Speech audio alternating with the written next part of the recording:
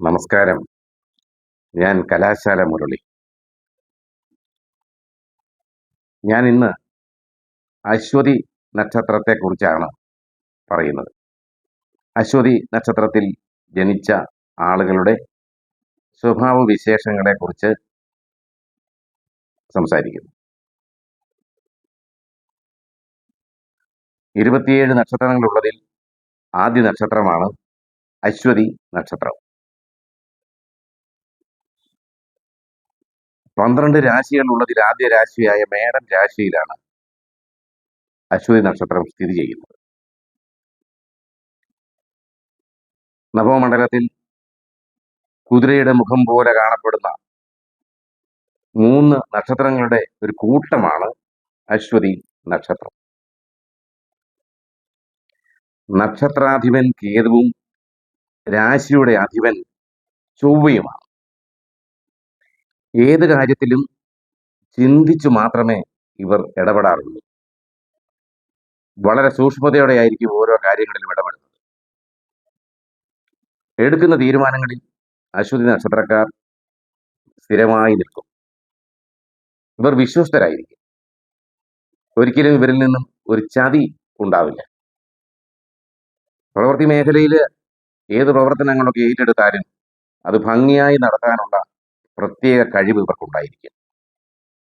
തർക്കങ്ങളിലൊക്കെയും തന്ത്രപൂർവ്വം ഇടപെട്ട് വിജയം കൈവരിക്കും.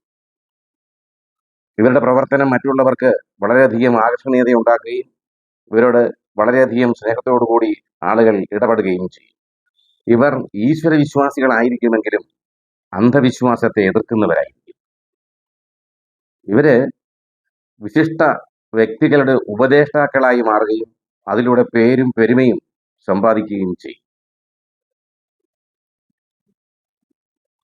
ആവശ്യമില്ലാത്ത കാര്യങ്ങൾ ചിന്തിച്ച് മനസ്സ് പുണ്ണാക്കും. ഇവർ നിഷ്കളങ്കരായിരിക്കും. ഏറ്റെടുക്കുന്ന കാര്യങ്ങൾ വളരെ നിഷ്കർഷയോടെ ചെയ്തു തീർക്കും. 30 വയസ്സുവരെ വളരെ ക്ലേശം നിറഞ്ഞ ജീവിതമായിരിക്കും ഇവർക്കുണ്ടാവുക. 30 വയസ്സിന് ശേഷം വളരെ ഐശ്വര്യപൂർണമായ ഒരു ജീവിതം മുന്നോട്ട് കൊണ്ടുപോകാൻ സാധിക്കും.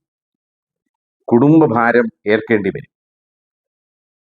പൊതുഭരണ രംഗത്ത് ശോഭിക്കാൻ കഴിയും. ഐശ്വര്യപൂർണമായ ഒരു കുടുംബജീവിതം നയിക്കാൻ ഇവരെ കൊണ്ട് സാധിക്കും. സ്വപ്രയത്നം കൊണ്ട് നേട്ടങ്ങളൊക്കെയും പ്രവൃത്തി മേഖലയിൽ ഉണ്ടാകും. അംഗീകാരവും സൽകീർത്തി ബഹുമാനവും ലഭിക്കും.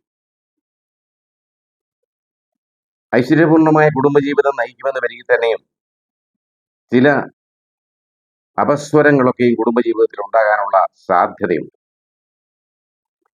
അശ്വതി നക്ഷത്രത്തിൽ ജനിച്ച സ്ത്രീകൾക്ക് സഹനശക്തി കുറവായിരിക്കുമെങ്കിലും അവർ കുടുംബത്തെ സ്നേഹിക്കുന്നവരായിരിക്കും.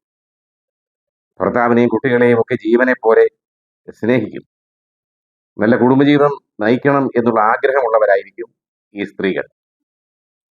സൂര്യൻ, ചൊവ്വ, വ്യാഴം എന്നീ ദശാകാലം ഇവർക്ക് അത്ര നല്ലതായിരിക്കില്ല. മകം, അശ്വതി, മൂലം എന്നീ നാളുകളിൽ ക്ഷേത്ര ദർശനം നടത്തുകയും ഉപവാസ പ്രാർത്ഥനകളൊക്കെയും നടത്തുന്നത് വളരെ ശ്രേഷ്ഠമായിരിക്കും. ജന്മനക്ഷത്രങ്ങളിൽ ഗണപതി പൂജ നടത്തുന്നത് വളരെ ശ്രേയസ്കരമായിരിക്കും.